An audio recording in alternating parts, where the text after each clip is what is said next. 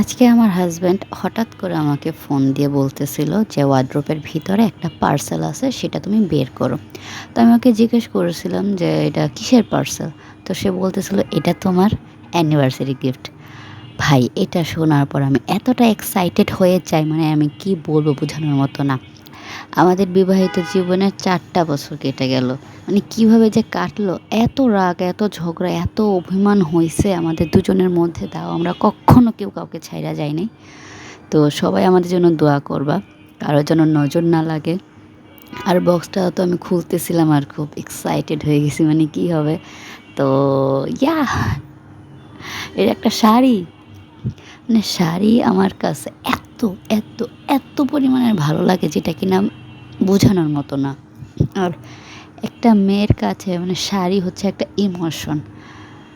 আর আমি তো শাড়ি পরতে এত পরিমাণ পছন্দ করি, বিষয়টা ও জানতো, ও জানার বিষয়, তাই না?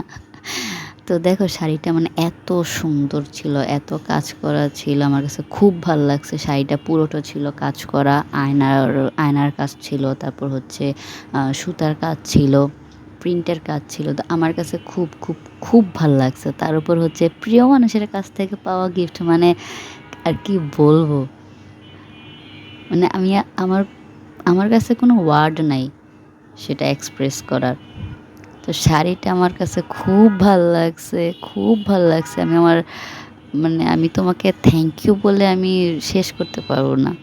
তো সবাই আমাদের জন্য দোয়া করবেন, এভাবে যেন আমরা সারা জীবন একসাথে থাকতে পারি। আপনাদের দোয়া চাই বাস। আর জান, থ্যাংক ইউ সো মাচ।